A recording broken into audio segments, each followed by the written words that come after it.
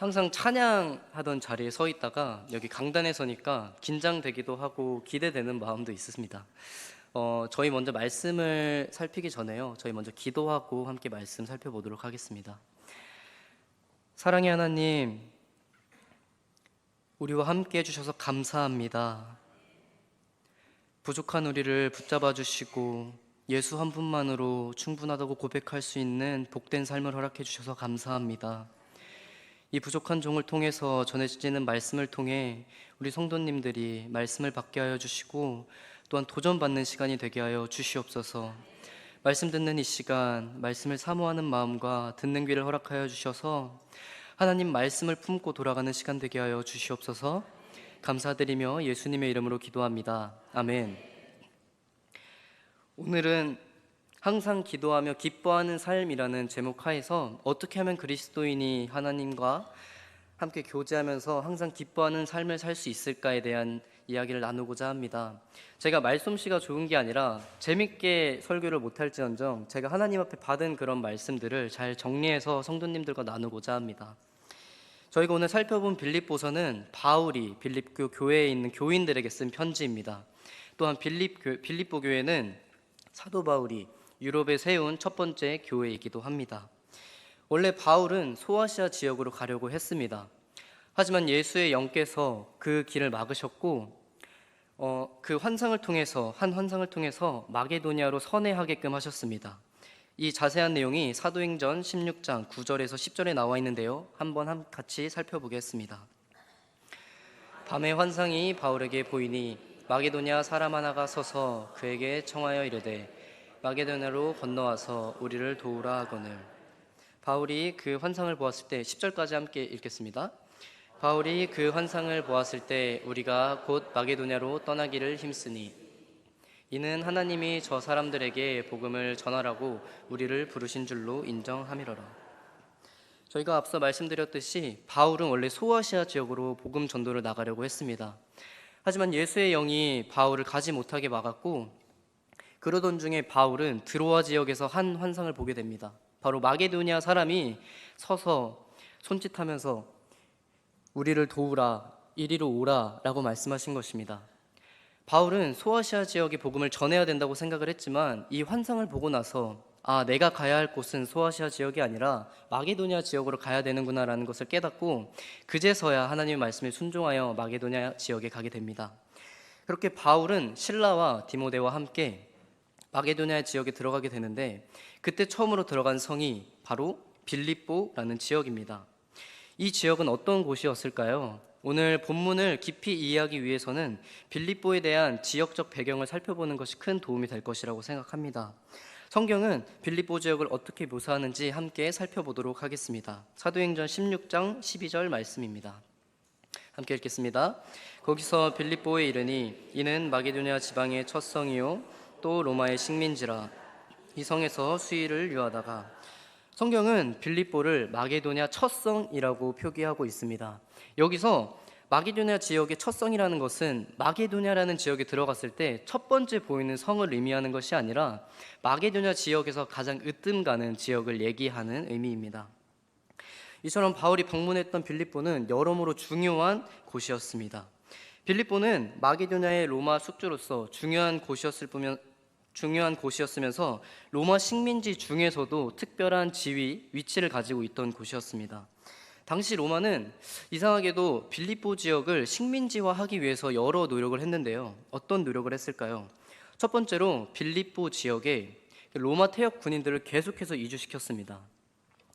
로마에 대한 충성심 있는 자들을 그 빌립보 지역에 보내면서 그 빌립보 지역이 이제는 빌립보라는 그 정체성을 가지고 있는 것이 아니라 로마의 속주로서 역할을 감당한다는 것을 알려주고 싶었던 것 같습니다. 로마는 이런 이주 정책을 통해서 빌립보를 작은 로마로 변모시키고 싶었습니다. 그리고 빌립보 지역에 사는 그 도시 사람들에게 로마 시민들과 똑같은 권위와 혜택을 부여했습니다. 로마 시민권을 주었다는 얘기입니다. 여기에는 로마 시민권자로서 긍지를 갖게 하려는 의도를 품고 있습니다. 아까도 살펴보았듯이 빌립보 지역에 대한 정체성을 약화시키고 내가 이제 로마 시민으로서 혜택을 누리고 권위를 누림으로써 내가 이제 빌립보 지역의 사람이 아니라 로마의 한 시민으로서 역할을 한다는 것을 드러내고 싶었던 것입니다. 이를 통해 우리가 알 수 있는 것은 빌립보 지역에 사는 사람들은 로마와 상관없는 이방인들이었지만 로마의 시민권을 가지고 살아가는 이중 국적의 시민들이었다는 사실입니다. 이러한 지역적 배경이 우리에게 전달해주는 메시지가 있습니다.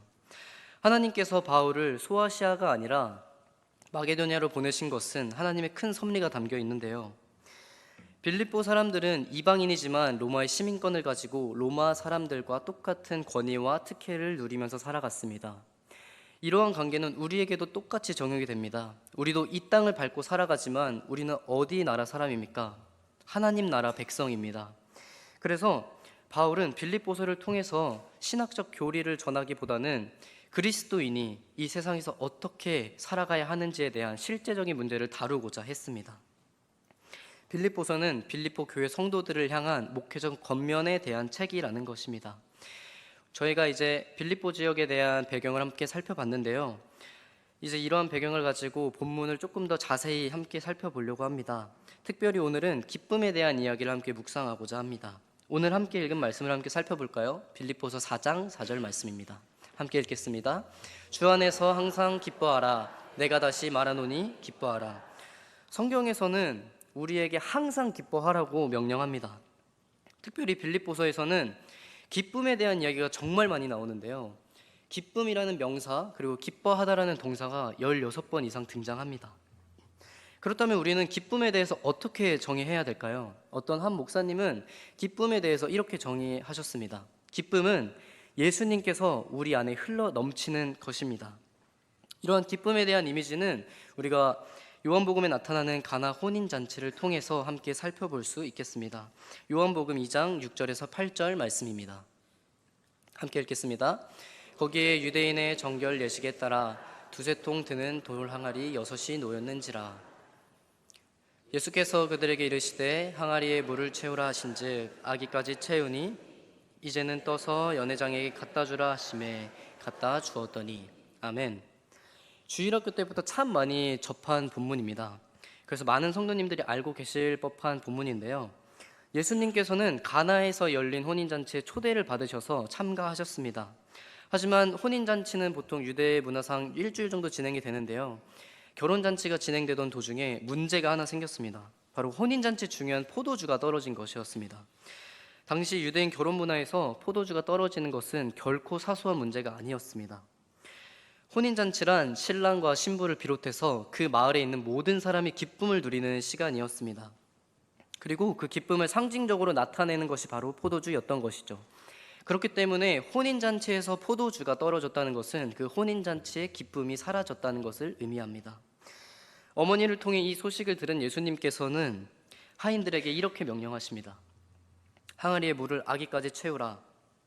그 뒤의 결과는 어떻게 됐습니까? 모두 다 잘 아시다듯이 그 물이 포도주로 변하게 되었습니다. 성도님들께서 가나 혼인잔치 한번 참여했다고 한번 상상해 보셨으면 좋겠습니다. 하인이 물에서 포도주로 바뀐 항아리를 들고 갈 때 그 항아리에 있는 포도주가 어떻게 됐겠습니까? 아기까지 가득 차 있었기 때문에 그 항아리를 들고 가는 과정에서 그 항아리에 담겨져 있는 포도주가 흘러 넘쳤을 것입니다. 성경이 말하는 기쁨은 이러한 모습과 같습니다. 우리 안에 예수님께서 함께 하시면 그것만으로 우리의 기쁨이 되는 것입니다. 우리는 다른 것으로 우리를 채울 필요가 없습니다. 포도주가 흘렀듯이 우리는 예수님 한 분만으로 충분하다 못해 흘러 넘치는 것을 경험하게 될 것입니다. 예수님 한 분만으로 우리는 삶 가운데 예수님의 흔적을 드러낼 수 있는 성도님들이 되기를 축복합니다. 이처럼 예수님께서 베푸신 기적을 통해 가나의 혼인잔치의 기쁨이 다시 회복됐던 것처럼 우리는 오직 예수님을 통해서 진정한 기쁨을 회복할 수 있습니다. 성도님들은 요즘 무엇이 재밌으십니까? 어떤 것들이 자신을 즐겁게 하고 기쁘게 하십니까? 사람마다 인생에서 어떤 가치를 기준으로 삼느냐는 굉장히 중요한 문제입니다. 누군가에게 너의 인생에서 가장 중요한 가치는 무엇이냐고 물어보면은 여러 대답이 나올 것입니다. 어떤 사람은 아무런 문제 없이 평범하게 사는 것이라고 말할 것이고, 또 다른 사람은 돈과 명예를 누리며 자신이 하고 싶은 것들을 마음껏 누리며 살아가는 인생이라고 말할 것입니다. 하지만 때로는 이러한 세상의 기준과 우리의 기쁨에 대한 기준이 다르지 않을 때가 있습니다. 그저 별 문제 없이 잘 먹고 잘 살면 그걸로 충분하다고 느끼는 것입니다. 하지만 우리가 예수님을 알기 전에 느꼈던 기쁨들은 가짜라는 것을 깨닫기를 소망합니다. 우리가 진정한 즐거움을 느낄 수 있는 방법은 오로지 주 안에서 거하는 것입니다. 가짜는 진짜를 만나는 순간 정체가 드러나게 됩니다. 예수님을 만나기 전에 기쁘고 즐거웠던 것들은 나를 온전히 채울 수 없는 것을 경험하게 되는 것입니다. 예를 들어서 조개 껍데기를 주워가지고 말리는 취미가 있는 사람이 있다고 한번 생각을 해봅시다. 어느 날 그 사람이 바닷가에서 진주가 담긴 조개를 주웠습니다. 근데 그때 그 사람이 진주는 버리고 자기가 좋아하는 조개 껍데기만 챙겼다고 생각하면 옆에 계신 성도님들은 뭐라고 얘기하시겠습니까? 아이고, 뭐가 더 귀한 줄도 모르고 하면서 조개 껍데기 그래 너 실컷 가져라. 나는 진주 하나면 충분해. 우리가 경험한 예수님의 그 사랑과 예수님의 경험하게 하신 그 기쁨이 이런 진주와 같습니다. 우리는 그 진주의 가치를 아는 사람들입니다. 무엇이 더 중요하고 무엇이 우리에게 필요한지를 정확하게 아는 사람들입니다. 조개 껍데기와 같이 기쁨의 대체물들을 원하는 것이 아니라 예수님 안에서 진주처럼 진정한 기쁨을 경험한 사람들입니다. 그래서 우리가 진짜를 바라보는 순간 더 이상 가짜에 우리의 목숨을 걸지 않습니다. 조개 껍데기를 한 트럭 가져다 준다고 해도 진주 하나면 우리는 충분하다고 생각할 것입니다. 이처럼 우리는 어떤 상황에 좌우되는 것이 아니라 어려움 가운데 있을지라도 주님 때문에 행복한 사람들입니다. 주님 때문에 기쁨이 넘치는 사람들입니다. 오직 주님 안에서 기쁨을 누리시는 성도님들이 되기를 축복합니다. 그래서 바울 사도가 우리에게 항상 기뻐하라고 명령하시는 것은 언제나 어디서나 기뻐하라고 말씀하시는 것이 아닙니다. 안 좋은 일을 당했을 때도 기뻐하라는 말씀이 아닙니다. 기쁨에 대한 기준을 하나님께 두라는 것입니다. 그래야 상황에 따라 기쁨이 있었다가 없었다가 하는 것이 아니라 예수님과 관계 속에서 항상 기뻐할 수 있기 때문입니다. 우리가 이어서 말씀을 살펴보고자 합니다. 바울은 우리에게 항상 기뻐하라고 명령한 후에 너희의 관용을 알게 하라고 명령합니다. 빌립보서 4장 5절 말씀입니다. 함께 읽겠습니다. 너희 관용을 모든 사람에게 알게 하라. 주께서 가까우시니라. 여기서 관용은 무엇입니까? 사전적 정의에 따르면 남의 잘못 따위를 너그럽게 받아들이거나 용서함을 의미합니다. 하지만 성경에서는 보다 깊은 내용을 담고 있는데요. 바로 우겨쌈을 당하고 무너뜨림을 당해도 흔들리지 않고 버텨내는 것을 의미합니다. 성경은 이러한 관용을 그리스도인이라면 마땅히 가져야 할 품성이라고 얘기하고 있습니다. 그렇다면 이 관용을 가장 잘 나타낸 사람은 누구였을까요? 바로 바울입니다. 사도행전 곳곳을 살펴보면 바울은 언제나 성령님의 그 인도하심을 따라 하나님의 그 나라를 위해 사역하고 섬기고 헌신했습니다. 부르신 곳에서 하나님의 손길을 경험하고 또 수많은 영적 열매를 거두며 교회를 세우고 하나님 나라 확장하는 그 과정 가운데 큰 역할을 했습니다. 하지만 동시에 바울을 기다리는 것이 있었는데 그것은 바로 고난과 박해였습니다. 바울은 예루살렘으로 올라가는 길에 자신이 유대인에 의해서 감옥에 들어갈 것을 알고 있었습니다. 그럼에도 불구하고 바울은 어떻게 고백합니까? 나는 그곳에 가야 합니다. 하나님이 그곳으로 부르시기 때문입니다. 이처럼 바울은 어떠한 고난을 경험할지라도 넘어지지 않았습니다. 마음이 무너지지 않았습니다. 오히려 하나님의 일하심을 드러내는 삶을 살기 위해서 자신의 모든 것을 내려놓고 목숨까지도 바칠 사람이었습니다. 이런 내용이 빌립보서 1장에서도 자세하게 나와 있는데요. 빌립보서 1장 12절에서 13절 말씀입니다. 우리 함께 읽겠습니다. 형제들아, 내가 당한 일이 도리어 복음 전파의 진전이 된 줄을 너희가 알기를 원하노라. 이러므로 나의 매임이 그리스도 안에서 모든 시위대 안과 그 밖의 모든 사람에게 나타났으니. 바울이 경험했던 이 고난이 다른 사람에게 나타났다는 것입니다. 바울은 이처럼 수많은 고난을 당했지만 사람들에게 관용을 알게 했습니다. 이처럼 그리스도인에게는 삶을 통해 그리스도를 나타낼 필요가 있습니다. 하나님을 나타낼 필요가 있다는 말입니다. 온 세상이 우리를 향해 덤벼도 우리를 통해 하나님이 드러날 수 있다면 견딜 수 있어야 합니다. 기쁜 마음으로 이겨낼 수 있어야 합니다. 그러니까 사람들이 그리스도인들을 봤을 때 이런 의문이 생겨야 합니다. 저 사람은 어떻게 이런 상황에서도 기뻐할 수가 있는 거지? 어려움을 견뎌낼 수 있는 힘이 대체 어디서 나오는 거지? 와 같은 질문이 생겨야 합니다. 그리스도인들이 고난을 만나고 어려움을 경험했을 때 그 힘을 어디서 얻어오냐는 질문을 생기게 해야 된다는 것입니다. 우리는 예수님을 통해서 구원을 받았습니다. 믿으십니까? 우리는 예수님의 그 십자가를 통해서 구원을 받았습니다. 예수님의 그 십자가를 통해서 우리는 단번에 구원을 받았습니다. 하지만 우리가 처음부터 완벽한 사람들입니까? 우리는 하나님께 구원을 받았지만 우리는 날마다 넘어집니다. 사소하고 작은 일에도 화를 내고 우리의 기쁨을 잃어버립니다. 그럼에도 불구하고 하나님은 우리를 시간과 공간이라는 그 틀 안에서 하나님이 의도하신 그 모양대로 우리를 빚어나가기를 원하십니다. 그래서 우리는 이 사실을 믿기에 우리가 어떠한 고난을 받든 어떠한 어려움을 경험하든 우리는 그 어려움을 이겨낼 수 있는 것입니다. 하나님은 언제나 우리와 함께 하십니다. 이처럼 바울의 믿음과 삶을 본받아 승리하는 성도님들이 되기를 축복합니다. 이어서 바울은 빌립보서 3장에서 그리스도인이 고난을 이기고 관용을 가질 수 있는 이유에 대해서 설명하고 있습니다. 우리가 세상 사람들과 다른 모습을 보일 수밖에 없는 이유를 설명하는 것입니다. 빌립보서 3장 20절에서 21절 말씀입니다. 함께 읽겠습니다. 그러나 우리의 시민권은 하늘에 있는지라 거기로부터 구원하는 자 곧 예수 그리스도를 기다리노니 그는 만물을 자기에게 복종하게 하실 수 있는 자의 역사로 우리의 낮은 몸을 자기 영광의 몸의 형체와 같이 변하게 하시리라. 우리가 어디에 시민권을 가진 사람입니까? 하늘 시민권을 가진 사람들입니다. 마치 빌립보 지역에 사는 사람들이 이방인이었지만 로마 시민권을 가지고 로마 시민으로서 특혜와 권위를 가지고 살았던 것처럼 우리는 이 땅에 발을 딛고 살아가지만 하나님 나라의 특권을 가지면서 살아갑니다. 우리의 왕은 누구십니까? 바로 하나님이십니다. 그렇다면 우리가 돌아갈 곳은 어디입니까? 하나님 나라입니다. 그렇기 때문에 우리는 어떤 어려움 속에서도 버텨낼 수 있는 것입니다. 우리가 관용을 드러낼 수 있는 이유가 바로 여기에 있습니다. 우리는 하나님 나라에 속한 사람들입니다. 우리는 왕이 있는 백성들입니다. 현재의 고난과 비교할 수 없는 영광이 우리를 기다리고 있습니다. 우리는 이 땅에서 100년 남짓된 시간을 지나고 나면은 부활할 것입니다. 하나님 나라에서 하나님과 얼굴을 마주보고 함께 교제할 것입니다. 성도님들은 부활의 소망을 가지면서 살아가고 계십니까? 예수님을 통해서 하나님께서는 우리에게 부활을 약속해 주셨습니다. 그래서 우리는 부활 소망을 가지면서 살아가야 합니다. 그 소망이 이 세상을 이기는 기쁨의 능력이 될 것입니다. 참 부끄러운 얘기지만 부활 소망을 가지고 살아가지 못할 때가 참 많은 것 같습니다.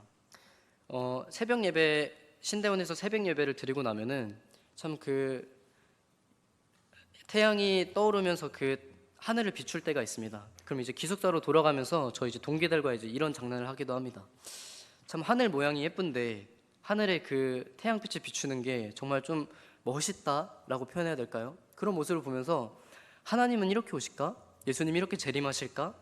라고 농담은 하지만 실상 삶에서 살아갈 때는 그냥 하루를 아무 일 없이 안전하게 마치는 것에 마음이 평안해질 때도 있습니다.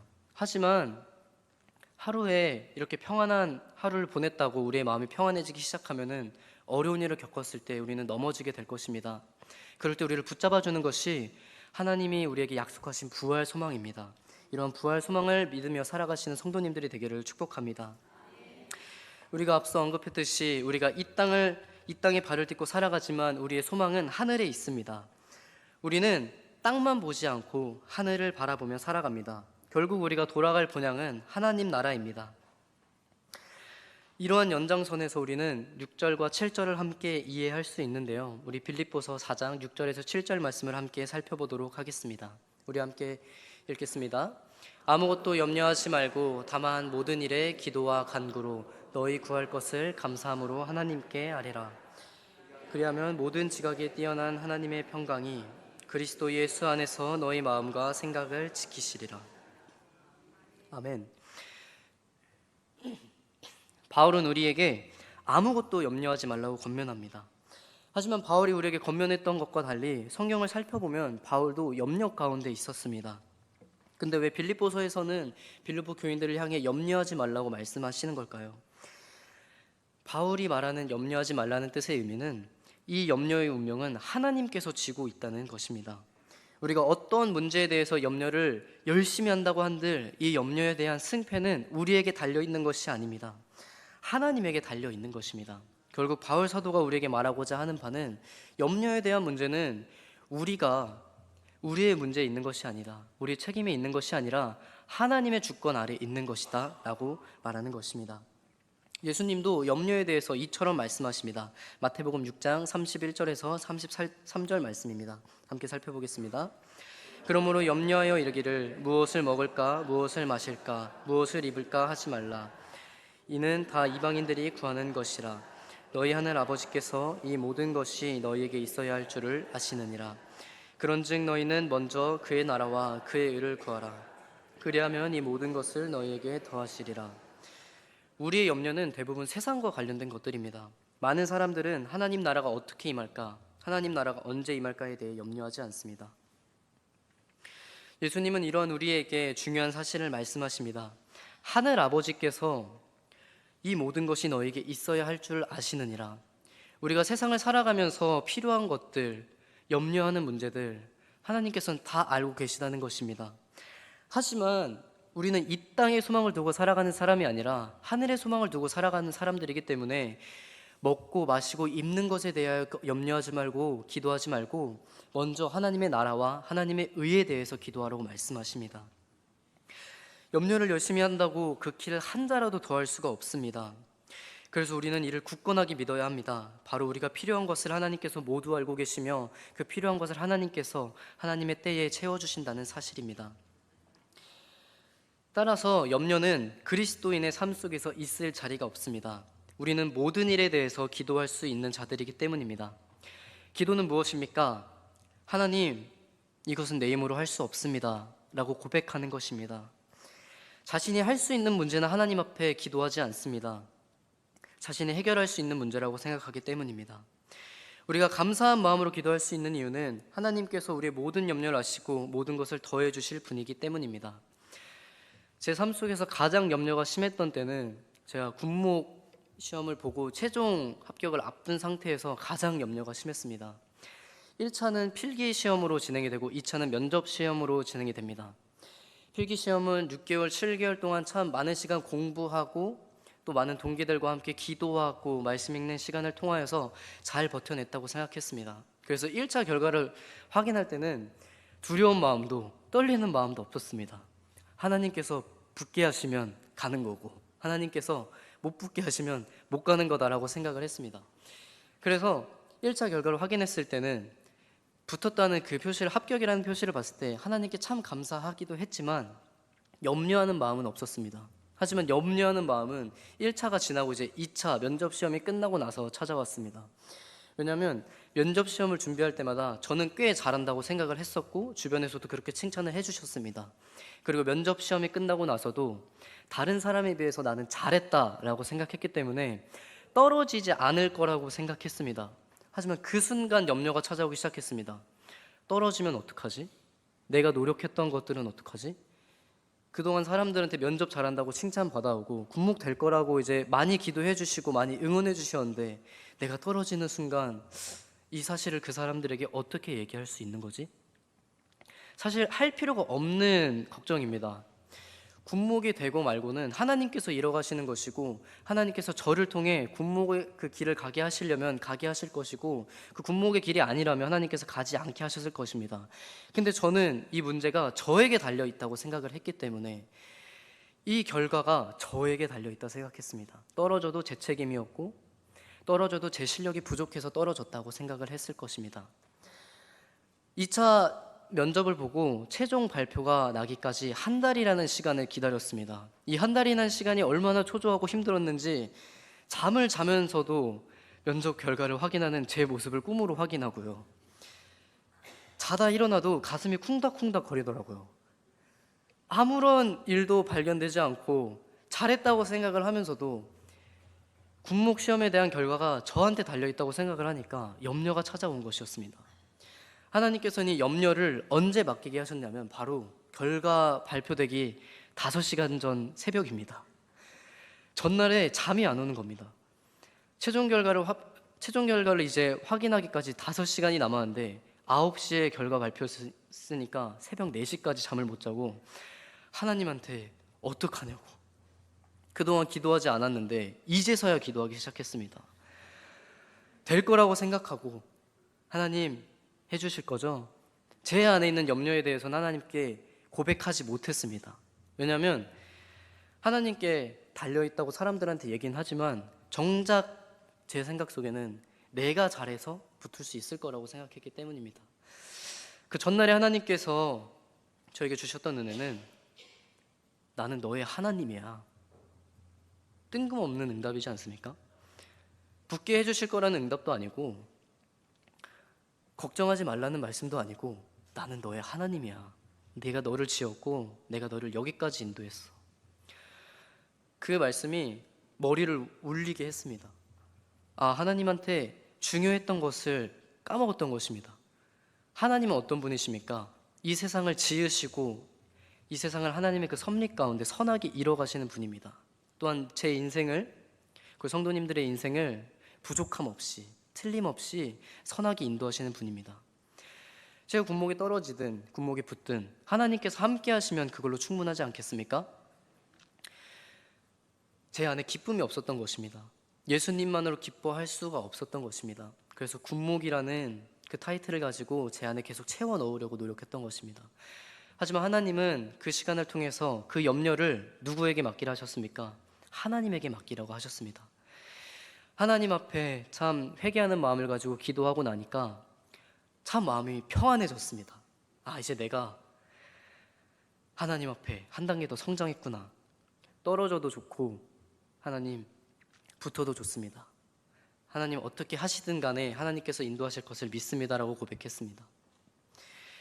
그렇게 설잠 자듯이 5시간을 자고 나서 9시에 떨리는 마음으로 확인을 했습니다. 모두가 아시다시피 합격은 했습니다. 하지만 중요한 것은 하나님께 염려를 맡겨드리고 나기 전에는 염려가 가득해서 하나님을 의지하지 못했지만 이제는 어떤 결과가 나오든 그 염려를 하나님께서 주관하시고 하나님께서 채워주실 것을 믿기 때문에 아무런 염려하는 마음 없이 그 페이지를 확인했습니다. 물론 붙었다고 기뻐하지 않았던 것은 아니었습니다. 제가 원래 표현을 잘하진 않지만 방방 뛰었던 걸로 기억합니다. 집에 있는 가족들과 함께 붙었다고 친구들에게도 전화하고 교회 사람들에게도 얘기해서 응원해 주시고 기도해 주셔서 감사하다고 전했던 기억이 있습니다. 우리가 염려하는 문제들을 하나님께 맡기는 순간 그 문제는 더 이상 내 문제가 아니라 하나님의 문제가 됩니다. 내 힘으로 해결할 수 없다는 것을 기도로 고백하는 순간 하나님께서 들으신다는 것입니다. 아무도 모르게 어려움을 경험하고 있는 한 아이가 그 어려움을 끙끙 앓고 있다가 부모님에게 말하는 그 순간 그 문제는 그 부모님의 것이 되는 것입니다. 그 어려움을 해결해 주기 위해서 그 부모님들은 어떻게 해결할 수 있을지, 우리 아이가 겪고 있는 이 어려움을 어떻게 도와줄 수 있을지 그때부터 고민하기 시작할 것입니다. 우리가 감사함으로 기도할 수 있는 이유는 무엇입니까? 하나님은 우리를 하늘의 시민권 가진 사람으로 불러주셨습니다. 우리는 왕이 있는 백성들입니다. 하나님을 왕으로 모시며 하나님이 우리의 하늘 아버지 되시는 분입니다. 이 하나님께서 우리의 모든 필요와 염려와 모든 그 중요한 것들을 알고 계십니다. 그리고 하나님의 때에 채워주시는 분입니다. 그렇기 때문에 우리가 어떠한 고난과 어려움을 경험할지라도 기쁜 마음으로 하나님께 기도할 수 있는 것입니다. 기도를 통해서 우리는 기쁨의 자리로 나아갈 수 있는 것입니다. 우리가 말씀을 함께 맺겠습니다. 기쁨은 우리가 어디에서 경험할 수 있습니까? 주 안에서 경험할 수 있습니다. 우리의 관용을 어떻게 드러낼 수 있습니까? 주 안에서 드러낼 수 있습니다. 우리가 아무것도 염려하지 말고 모든 것을 기도할 수 있는 이유는 무엇입니까? 하나님이 우리의 아버지 되시고 하나님이 우리의 왕이 되시기 때문입니다. 우리가 빌립보서 말씀을 통해서 살펴봤던 것처럼 성도님들께서 이러한 사실을 믿고 언제나 기쁨으로 살아내시는 성도님들이 되기를 축복합니다. 아멘. 자, 그럼 우리 함께 말씀을 거두면서 함께 기도하도록 하겠습니다. 사랑의 하나님, 우리는 참 부족합니다. 하나님께 구원을 받았지만 우리는 작은 일로, 사소하고 작은 일로 우리의 마음이 기쁨을 잃어버리고 하나님 앞에 불평불만합니다. 하지만 우리가 잊지 말아야 할 것은 우리는 하늘의 시민권을 가진 사람들입니다. 우리는 하나님을 우리의 왕으로 섬기며 살아가는 자들입니다. 그렇기 때문에 우리는 감사함으로 우리의 염려와 우리의 모든 간구를 하나님께 기도할 수가 있습니다. 기도는 우리 힘으로 할 수 없다는 고백입니다. 아버지 하나님, 우리의 기도를 받아 주시옵소서. 우리의 염려를 온전히 하나님 앞에 맡겨드릴 수 있는 자가 되게 하여 주시옵소서. 하나님 아버지, 우리가 이 세상을 살아가면서 참 어려운 일도 많이 겪고 염려되는 일들이 참 많지만 하나님 아버지, 오늘 들었던 이 말씀처럼 우리가 언제나 기도하며 기쁜 마음으로 살아갈 수 있는 자들이 되게 하여 주시옵소서. 하나님, 우리를 통하여서 하나님 나라를 드러내며 우리는 예수님을 믿는 그 기쁨으로 흘러넘치는 그 삶을 살게 될 것입니다. 기쁨이 흘러넘치는 삶을 살게 될 것입니다. 아버지 하나님, 우리의 부족한 이 믿음을 불쌍히 여겨 주시옵소서. 우리의 기도를 받아주시며 항상 기쁨으로 살아낼 수 있는 믿음을 가지게 하여 주시옵소서. 감사드리며 예수님의 이름으로 기도합니다. 아멘.